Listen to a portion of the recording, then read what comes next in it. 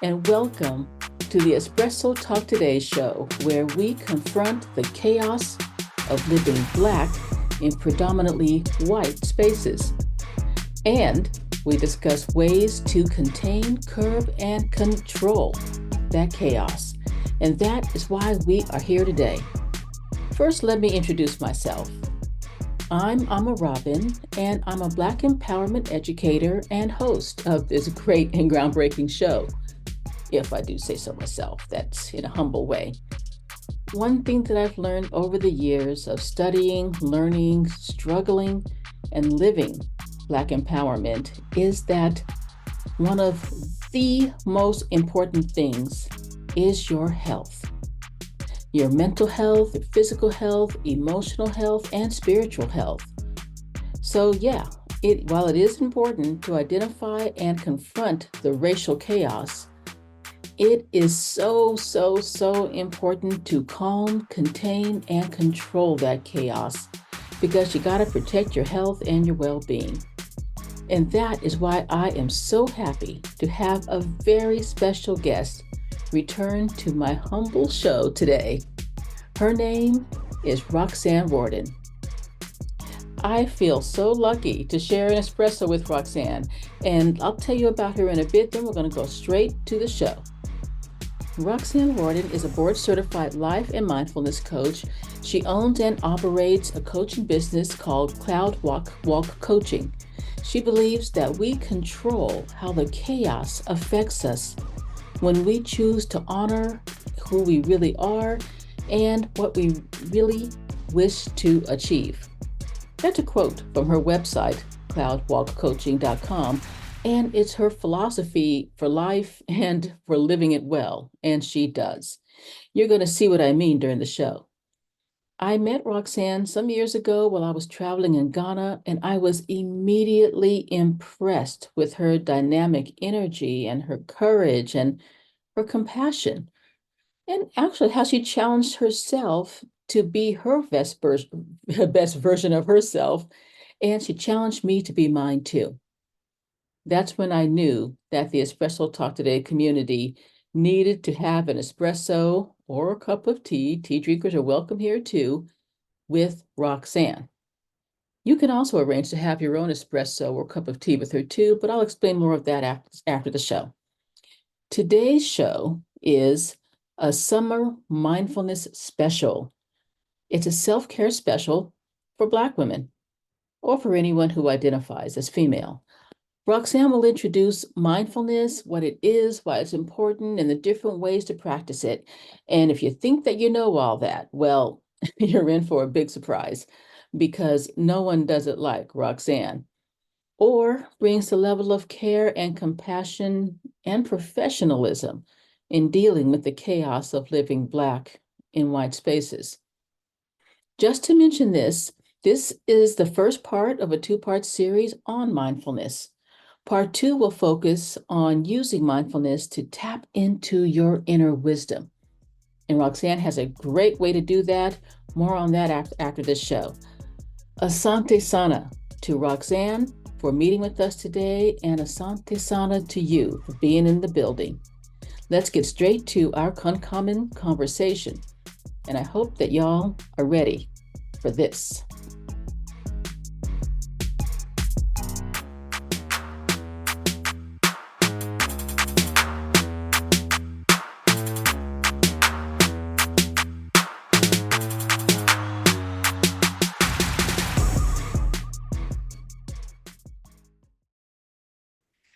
Hey, Roxanne.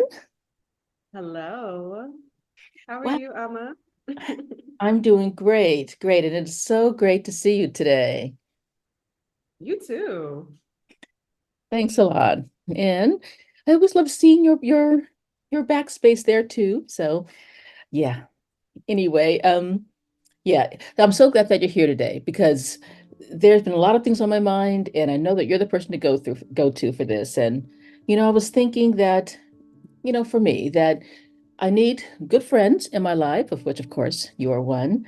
But then I also need, someone like, professionals, like, a general practitioner, of course, very, very important. I have a doctor, a dentist, a podiatrist, we don't even want to talk about that one just now.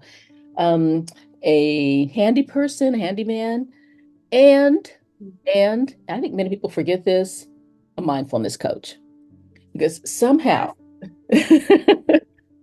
good. So you know why then too. Of course you do. And that just brings it all together for me. So thank you for being here. Thank you for being my friend too.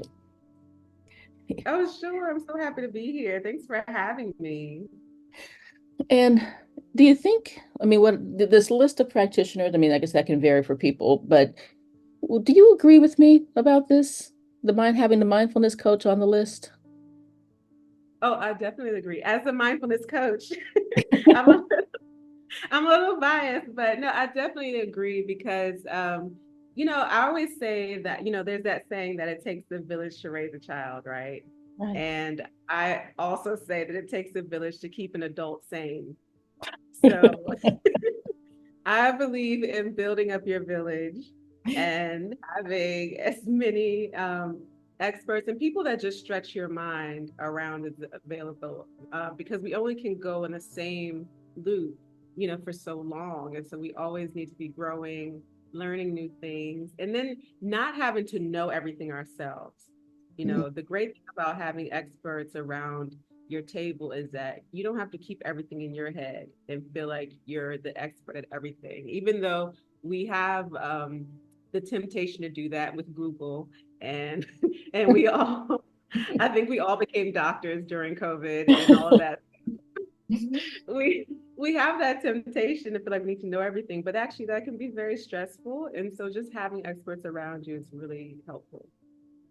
That's absolutely true. And on that note, I do want to ask you, is this how you came around to becoming a mindfulness coach, or what was your journey in that respect? Yeah, sure. So I became a mindfulness coach because one, I didn't realize I was coaching people in my life already. When I worked at, a normal desk job, 9 to 5, people would come to my office and sometimes sit for hours when we're supposed to be working. Don't tell anyone, but they would sit in my office, and it didn't matter if they were like PhDs or if they were students that were just doing an internship. They would come to me and just pour their hearts out. And I would listen and I would give my 2 cents on it. But really, I mainly listened and really pulled out of people, well, what do you really want? And based on what you want, then how can we move forward? What action should you take? Right. And so this was personal and professional stuff. I knew way too much about my coworkers. Mhm. And so actually around like a little bit before the pandemic, I went to a workshop myself because I was always very into personal development. And the workshop was run by a coach. And before that, I thought, and this was like a professional development workshop, like to get in touch with yourself and, your own empowerment. And before that, I thought coaches were those people that said, I can show you how to make 6 figures in 2 months. I thought that those were coaches. Yeah. And so when I went to this workshop, I'm like, oh, this is coaching. This like what I do. This is what I do in my like office all the time. And so I decided to go get training on it. And the more I delved into it, I realized, oh my gosh, this is what I do. This is what I'm passionate about. Like the way I like helping people is this. And then I focused on mindfulness in particular because mindfulness is what helped me get through a lot of tough situations in my own life. Okay. And I'm sure we'll talk a little bit later about what mindfulness is, but it was just such a huge help for me.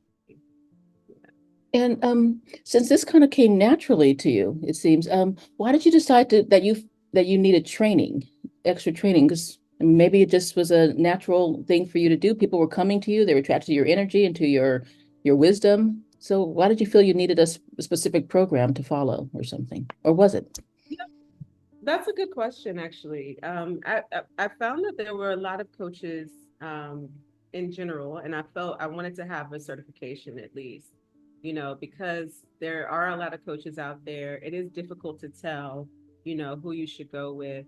And so for me, I wanted to at least have a good amount of training in how coaching should be done the actual just practice of coaching, right? And so I'm really actually grateful for my training, because what my training taught me is that I could weave in the mindfulness practices, things like meditation. I was able to find a school that let me kind of use meditation as part of my practice. And so I honestly, the training it was fun for me. It really was fun. Also, it helped me to have a community as well of other coaches that I can bounce ideas off of. And to this day, I can log on, once a week if I want to just like get new ideas from coaches and mentors. And so I'm a big fan of community. Again, building my own village, right? Yeah. To keep myself sane and also help me with success. Okay. Yeah. And then what exactly is mindfulness? Because some people have, I've heard about thrown around a lot, and some people have just said that just sounds like a lot of white people stuff. And, I'm not saying it's not, but I wonder, yeah, what is it exactly, or how do you define it or use WPS, right? That's funny. Let's call it That's at right. work. I like that. Yeah, so actually, mindfulness is more simple and practical than people think it is. When you say mindfulness, I think a lot of people think of like you're sitting Indian style or that legs crossed. Sorry, I don't want to say Indian style. Like you're sitting with legs crossed. You see my age. We used to say things like that. Yeah. But you're sitting with your legs crossed and, like perfectly back, back arched or whatever. But it's not that serious. Literally, mindfulness is just being mindful of what's going on with you in the present moment, right? And so if you're mindful of what's going on with yourself in the present moment, one, you can be more present. So that's a big key, right? Being present. And then two, it helps you to notice what you're thinking about on a regular basis. What are the thoughts that I tend to have that actually add to my emotional state on a regular basis? So that's what mindfulness is. And then the last key for mindfulness is not judging what you see. So you become the observer, you look at what's going on with yourself, and you don't feel the need to judge it. Okay. And that's helpful because you let go of that resistance that we all have to say, oh, this is how I should be acting. This is how I should be thinking. We don't should ourselves, right? And Yeah. so that is literally mindfulness. So it can be done, people do meditate. I'm not saying that's not part of it. So people do meditate to achieve mindfulness. Some people do like mindful eating, like people who want to Oh, do yeah. better with their eating habits. They eat without watching television, all that kind of stuff, so they can actually pay attention to how full they are, when they're eating, and stop eating at a good time. Some people do mindful walks, mindfulness, you know, biking, but it's just whatever you can do, or mindfulness listening. You listen to music, but whatever you can do to get yourself in the moment. And you want to be able to practice to a point where you're anywhere, where you are at work and you can say, you know, like think about how many times maybe someone's been doing a presentation and you could not pay attention to save your life. Mindfulness can help you. Like if you keep practicing getting in the present moment, mindfulness can help you, increase your attention span by just simply being able to pull yourself back into the present moment and say, oh, okay, what are they talking about? Oh, let me even notice the colors on the slides. Oh, I wonder why they use blue. Like just being in the room, Okay. so very practical. Yeah. I mean, I've heard that, our attention spans are getting, it's really, really short now and everything. But I mean, is it that we're just not paying attention to what we're doing?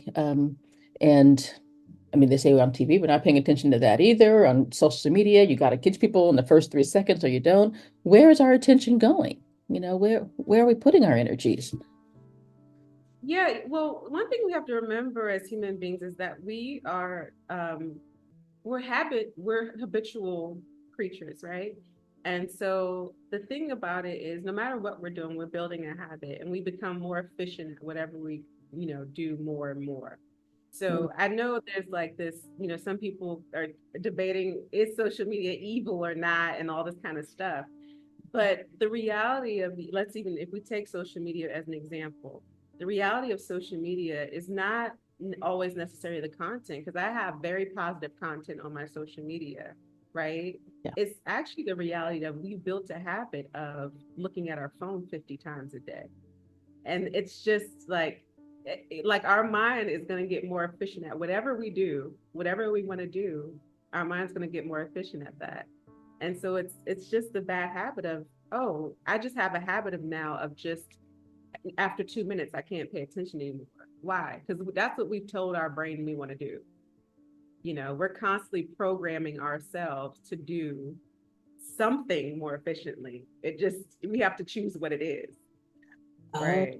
yes. Okay. Yeah. Okay. And if we're not present for, we don't know where we're putting our energy, it may be going into, well, I don't know, but like mindful eating, having seconds or having dessert or having more food when you're not hungry, Exactly. instead of realizing, And okay, then no, I'm satisfied. Okay. Mm, yeah, and then we built a habit around eating more, yeah. even when we're not hungry. Because have you been around people and they're like, or even, I've done this myself where it's like, I know I'm getting full, but I just like, I feel like I need to finish this, whatever this is, right? Like, I Yeah. need to finish this Mhm. bag of chips because I just have a habit of finishing the bag of chips. I don't need it. I'm not hungry anymore. I could easily just, close it up, put it away for next time. But now I've just built a habit around it where I have to finish now. I And see. that's all we're doing is building habits. And it's very if you really think about what we're doing as humans, it's very simple things, but it gets complicated when we start getting into the exactly what it is. And, you know, yeah. Yeah, I see. And what I don't see so far is how well, okay, this is a Black Empowerment podcast show, and I'm very happy to, to have you here and talk about this. And how does this fit in the context of Black empowerment and personal growth? For Black empowerment in particular, Mhm. this is a powerful tool. The reason I would say so is because we have been trained over hundreds of years to ignore our own humanity. And because we have been trained to do so, we do a lot on autopilot. The strong Black woman complex doesn't come out of nowhere. Right. It comes from us having to survive historically, us, having to fight through our homes being torn apart systematically. And so we now are just, there are things that we do just out of like habit. Like we have a habit of surviving, Yes. right? Hmm. And so what mindfulness does is takes you out of survival mode, which is actually a very stressful way to live. Because when you're in survival mode, you're still undergoing stress that you're just not aware of. You're just really good at it. Okay. Yeah. Okay. Wow. Yeah. Interesting. So mindfulness, being mindful of what's going on within you, allows you the opportunity to like observe yourself, see yourself as a human, see yourself with compassion, see Mm, yourself and say, girl, you're tired. It's okay. Take a nap. okay. You see what I mean? Like I do. really, yeah. So we, especially as Black women, we definitely have been unseen in so many ways. Would you agree? Ah, completely. Absolutely. Yes. Yes. Like we've been unseen in so many ways. There's a funny skit on there was a sketch show. There was a funny skit where they said this woman is an undercover. She's the best undercover they've ever had, right? I think it's supposed to be CIA or something. And we're like, oh, who is she? And she turned out to be just a Black woman, and she never had a disguise on. They were just saying, the basically the skit That's was saying, hilarious. Black women are so invisible in some settings that she can go in and come out without being seen, Oh, right? that's hilarious, actually. That was Sad, hilarious. the sad way, yes. Yeah, but I definitely identified with it. I was dying laughing and I identified with it. Like we can definitely go unseen in a lot of settings, even though we're doing a lot of work, even though we're holding down the fort, we're putting our best foot forward, we're working twice as hard. We can still go unseen and purposefully, right? Yeah. And mindfulness helps you to see yourself. Mindfulness says no matter what's going on around me, outside of me, I see me. I see me. I'm here. I'm a living, breathing person. I'm here on purpose. I see me. So I don't care if you don't. I'm here. Yes. That's Wow. what mindfulness does for Black empowerment. I mean, just even hearing, the what you were just saying just sounded so well empowering and soothing at the same time. It's like, yes, I am here. And yeah, and Mhm. I see me, and it doesn't matter then that you don't. I see me. And that just Yeah. it's very uplifting. Wow, hearing you Yeah. say that, yeah, really, you brought something up in me. Ah, So, yes. beautiful. Beautiful. And Yeah. does that also go into the personal growth side too? It does. It goes to the personal growth side because one of the things that happens with us, and this is everyone, is that I think that we treat each other based on how we treat ourselves, right? So when we're hard on ourselves and we're judgmental to ourselves, we tend to be the same towards other people.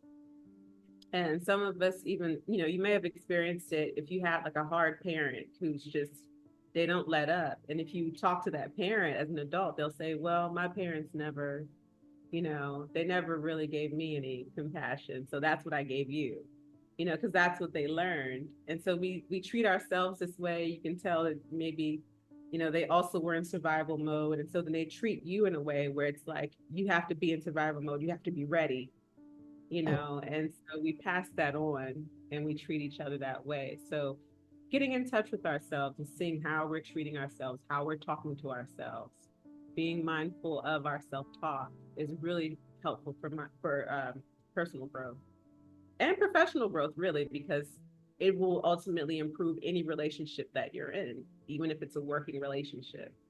So it's something that I definitely suggest, even in professional settings, to be aware of yourself so that you can better communicate with others. wow. Now, communicate with others. Is that about once you're more in touch with yourself, you can, you know, see or understand when somebody's treating you in a way that you don't want to be treated, and maybe even, teach them how to treat you, or what the Yeah. boundaries are there for, that. Yes. Station. And then you're able to also draw the line where your issues and views and everything ends and mine begin. Right? A lot of times those lines get blurred and I get very offended by you when in reality maybe you're dealing with something internally and you're also just pushing that out on me. Right? You're deflecting and I'm getting what you're dealing with internally. But believe it or not, when you're mindful yourself, you can have that compassion and see that in other people as well and say, oh, this isn't even me. Like, you're not even, like, you're offending me right now. And I'm going to let you know I don't like to be talked to that way. But I'm also realizing that it has nothing to do with me. It really is something you're dealing with. And I just don't have to be here for that. That's what I tell people. Wow, wow. I just tell me, I'm like, you know what? It seems like you're going through this, and it's not fun for me. So I'm just not going to be here for that. And that's it. A friend was telling me the other night that she read this great quote, and I don't remember the quote exactly, but it helped her to understand that when certain people that she has different tables, and there are certain people she's not going to allow at certain tables with her, Mhm. and it's like, wow. And I wonder, I think that takes some mindfulness too, to really understand that, well, this person holds a certain position in your life, that kind of thing. But that doesn't mean they get to be at every table, with you, you Exactly. know. Exactly. Because that mindfulness too, like it makes you aware of the energy that you're getting from people. Like I always ask my clients, okay, when you're doing this or when you're dealing with this person, does that give you energy or do you feel drained afterwards? Because that's very much a sign of what table, as you mentioned, they should be sitting at. People who drain you, they got to sit a little bit towards the back, like we have to walk over and decide to have a conversation with you. you can't, Right. you can't just be at my round circle table, draining my energy all the time, Um, so I mean, that it's just true. sounds like ultimate self-care, really. Yeah. And wow, But in real time, that's the key with mindfulness is that you learn to do these things in real time instead of getting home and saying, gosh, what happened with my day? Why am I so drained? Why? You know what I mean? Like, do you have that when you get home and you don't know what happened that absolutely. day? Yeah. Yeah. Yeah. But when you're more mindful, you can pick up on things. You build that muscle of just awareness, like while you're out there during your day, like, oh, I know what that is. Okay. Like, let me not give too much energy towards that. I'm getting caught up in your madness and I don't want to. Let me pull back Okay. and I love that thought of a mindfulness muscle, that this is a muscle you're developing. And wow, really empowering. And it doesn't, if I think about it this way, it's not sounding like WPS to me. Like it doesn't have to be, you know. oh, good, we got it out of that category. That's yeah, it's not too woo woo, right? Now it's not too much like abstract and like up in the clouds. It's very basic. Yeah, yeah. And that, oh, I ain't got time for that. So no, I think maybe you should make some time for that. It's Yeah. so, Yeah, because listen, you're wasting your time otherwise, aren't you? Like, if you mm, don't have time to be mindful, do you have time to be stressed? Do you oh, have time to be sitting there letting someone drain your energy? You have time for something. It's just what is it? yeah. And I think it might, sometimes it is those maladaptive kind of habits, that, you used to live in a high stress and it's like, it's fine, but it's not, you know. Right. It's Yeah. not. And we know it's not because of the health of that people are experiencing right now or the lack of good health Hmm. that people are experiencing. We know it's not okay. We're Yeah. just pretending. Yeah. Yeah. Or you think, well, that's just part of life. Mhm. And fact or no, would you say that that's just life, and you just live it? Yeah. Everything is just life, Yes. like Okay. everything is life.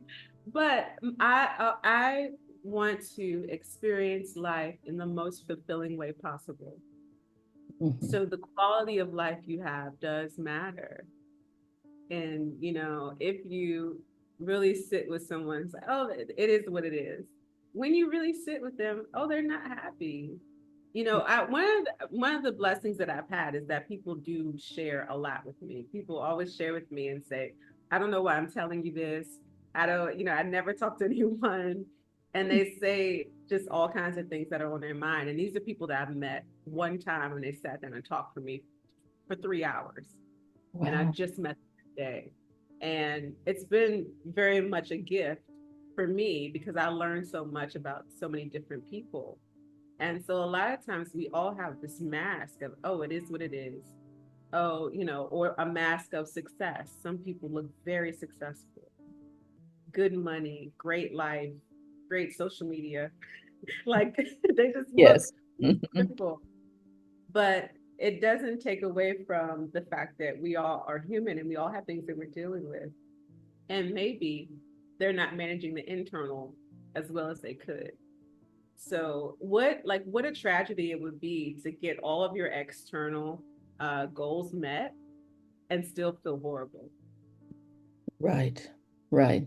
Yeah. But I Where do you go mean, from there? Yeah. where do you go from there? And that's the devastation that I think a lot of people are dealing with in our society today is that we're checking off boxes very well, like very efficiently checking off boxes. And then at the end, we're going, there's still something, Yeah. and you've done all the things. You've traveled, you got great pictures, you got a great career, you got money, you have you have the family that people want to have, like, with the Christmas PJs, like you have it all. I love that. There still seems to be something, like some little thing. And that's where things like mindfulness come into play because that thing is inward. You can't go get it. Oh, You know what I yeah. mean? You can't Yeah. go get it. You have to uncover it. You have to discover it. It's not a go get. And that could Yeah. be kind of scary, huh? Very scary. Yeah. Very scary, especially the longer you've gone without looking at that inside of you. The longer you've gone without it, longer you've gone protecting it. It's Hmm. very scary because it's just fear of the unknown, right? Yes. Um, Yeah. a lot of things we feel like we can manage and we can control, we can manipulate. But that thing that's ooh, isn't here, that's the unknown. Well, along those lines, I wanted to ask you too about because you were saying people saying, well, that's life or is what it is. That sounds to me like some of these unhealthy or maladaptive, whatever, thought patterns. And you had mentioned that that's something that mindfulness can really address. Could you discuss some of those, some of the more common ones? Yeah, sure. So some of the patterns that I notice most in people is one, pessimism. Ooh, So pessimism is that, well, the people that are like, well, that's not going to happen, Yeah, or my favorite, I feel like I hear among us, like Black people, is, well, they're not going to let us have that. oh, wow. Yeah. Do you know how, like, No. that, that, that is like the least empowering statement I ever hear. Because they're not going to let us. Who's letting you have what? You can't, like, someone has to give you permission, and it's like they're not, it's like no, no, like no, needing permission. And the very ambiguous they, right? And so it's like one of the worst statements I hate to hear. It's like, I don't know, scratching the chalkboard for me is, they're not gonna let us have that, they're not gonna let us do that. And it's I, like, I grew up, I think, hearing that a lot. Yeah. They didn't let people do that. and don't get me wrong, there are real forces out there that are racist, and the system still is rigged and all of that. But to rehearse that statement in your mind over and over, and then to take a step further and say it out loud, is just reinforcing the reality that you don't have power. I don't have power. I'm going to need to ask for permission to do that. I'm going to need Wow. to ask permission to live. Yeah.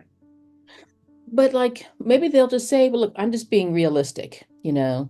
And I often might hear people say, I'm just being realistic. I always want to say, oh, but that is just wrong because, and I never really know how to answer that. I mean, is pessimism and realism, are those, I don't know, the same thing? Are they used interchangeably? Is that what you're talking about? You know, these people who say, I'm just being realistic, you know. That's a really good question, because I like that. I really like that question.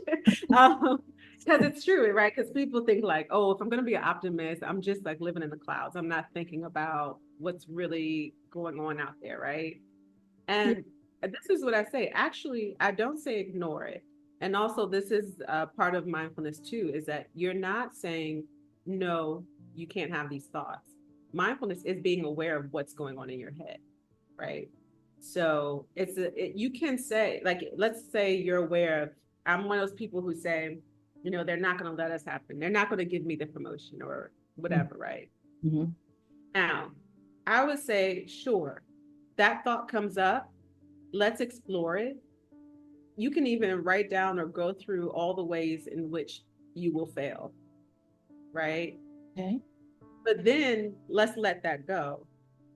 Let's let that be there. This is all the ways. And then, a lot of times for me, it's like, listen, will I die if I fail? No. At the end of the day, if I try and I fail, I won't die. So now I'm going to focus on trying. Or even for me, even better, I like to focus on the doing, right? Not even just try. I'm going to do now. Because Do. what I don't want to do is let the reality of what's going on now to affect how much I'm willing to put forth in my own effort. Because otherwise, if we all continue to live in the reality of what's actually not what we want, we just perpetuate it. Let's keep going in the cycle of what is expected of us, because they're not going to let us. So let's just keep doing what they want us to do.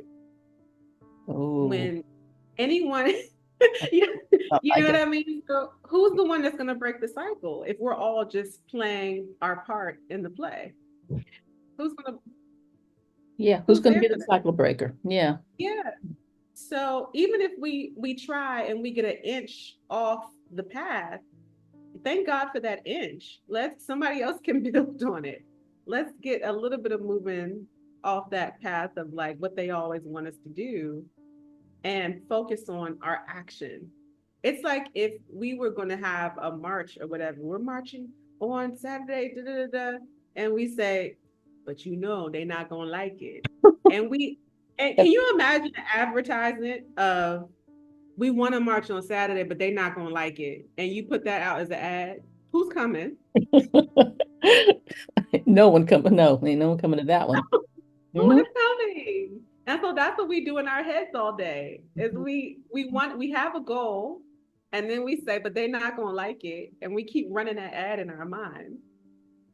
So But you're oh, go ahead.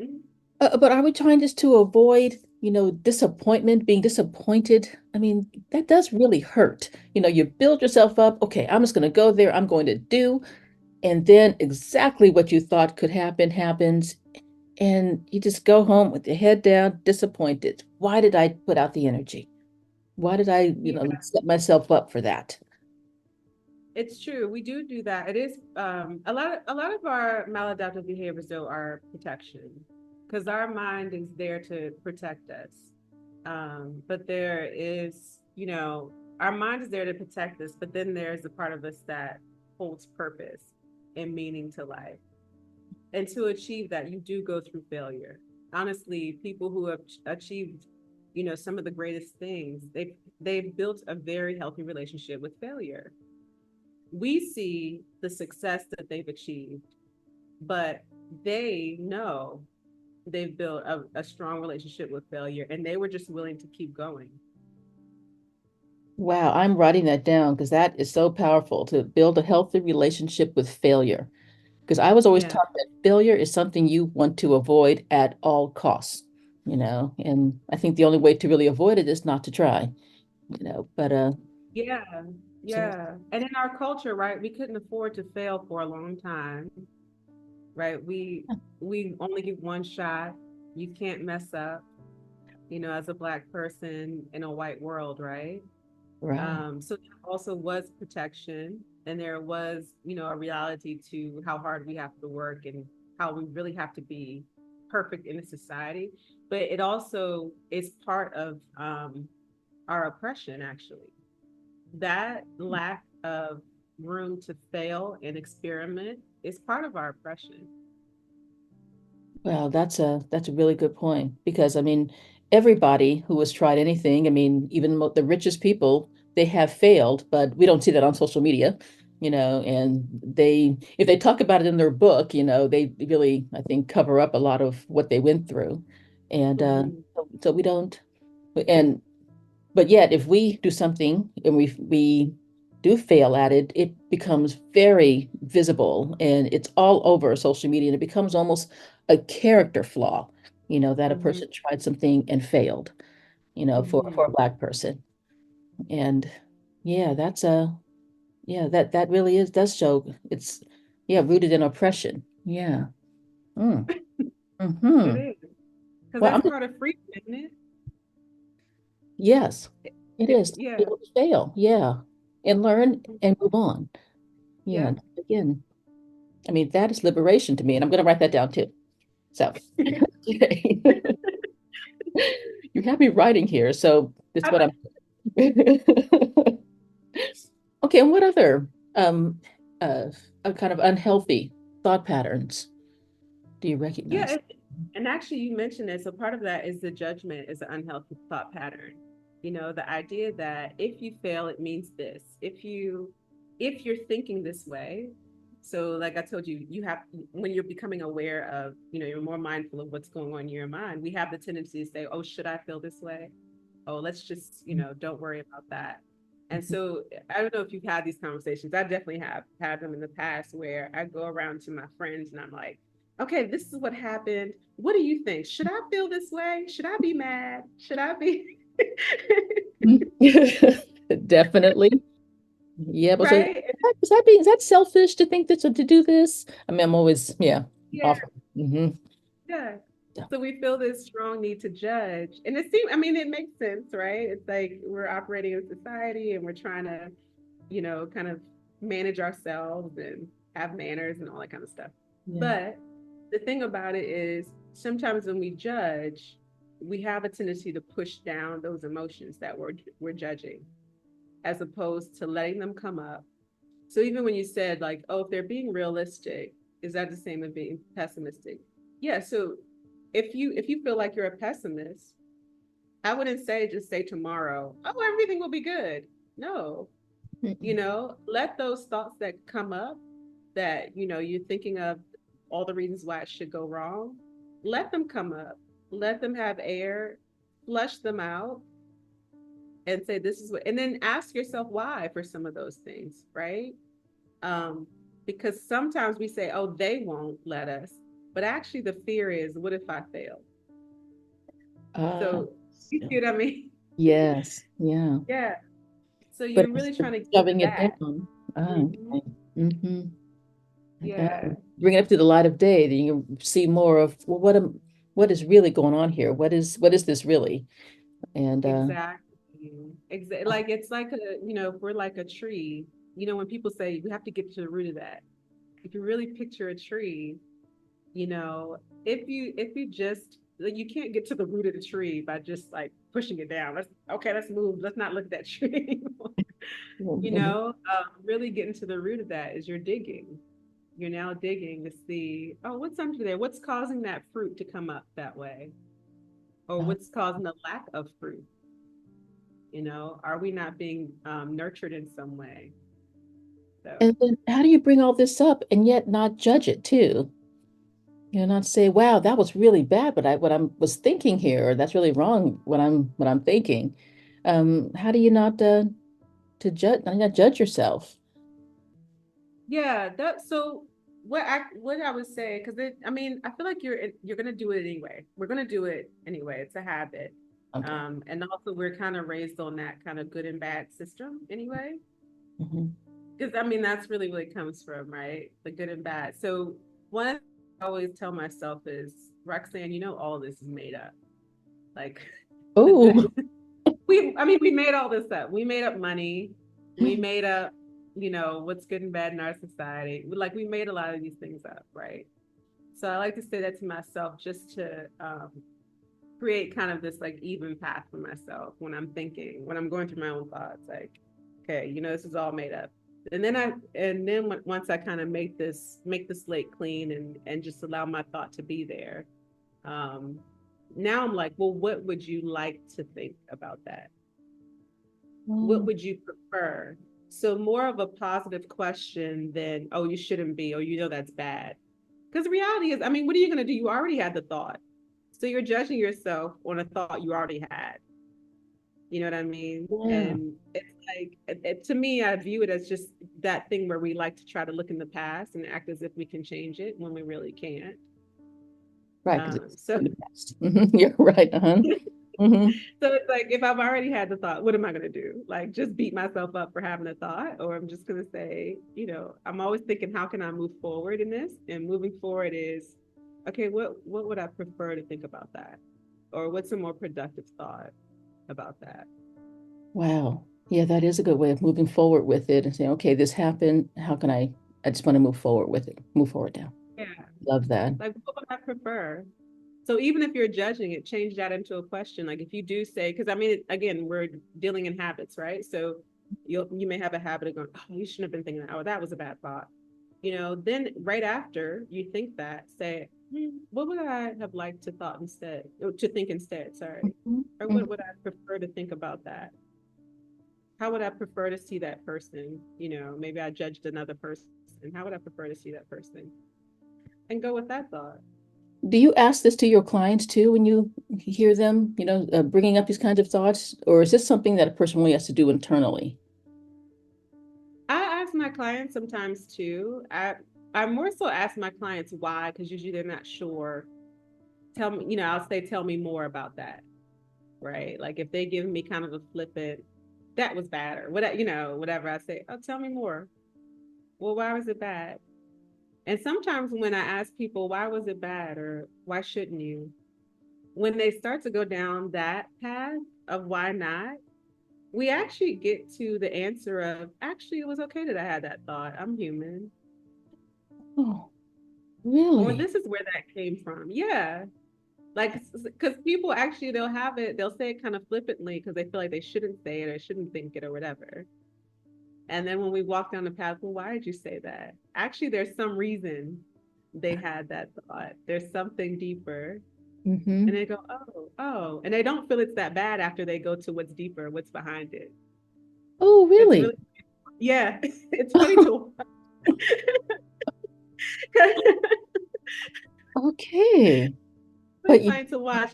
Because what we realize once we really dig into some of the things we do and say that we're judging, we realize there's a human behind there that was either hurt or needs some sort of nurturing that we're not giving them by meaning us, okay. Mhm. or there's some sort of conflict, right, with what we believe and what we're doing externally. And so, yeah. I mean, but I guess you gotta, I don't know, courage is the right word. You gotta make the effort to dig deeper, to go there, and to, Yeah, okay. yeah.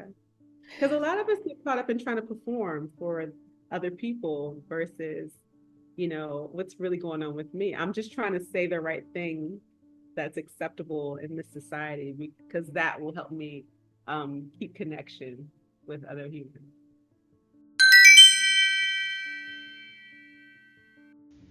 Hujambo, y'all. It's Amma Robin here.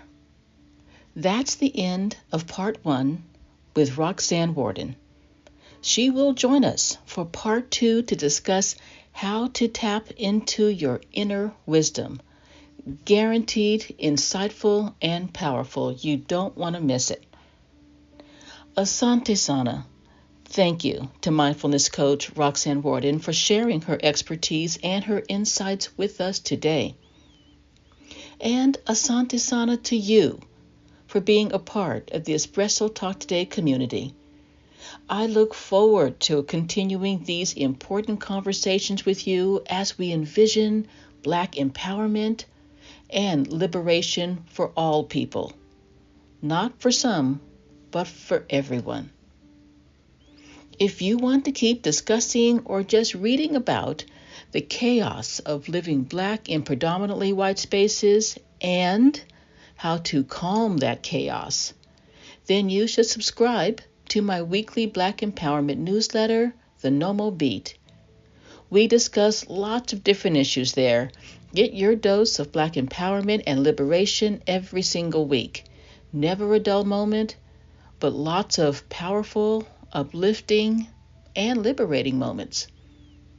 You can subscribe at the Espresso Talk Today website at espressotalktoday.com or on Instagram at Amma Robin L. That's AMA underscore ROBIN underscore the letter L. You can also find us on Facebook at our newly opened Espresso Talk Today Black Liberation Lounge. This group is a safe space for us to hold discussions, share thoughts and ideas and feelings, feel joy, express sadness, or just breathe. And finally, you can join us on Instagram, where I hold a live discussion every single week. DM me to get notified when I'm going live so that you can be first in the room. Again, join me on Instagram at Amma Robin L. I'm Amma Robin for Espresso Talk Today, and remember, now more than ever, strength, soul, and reparations. Ashe, fam.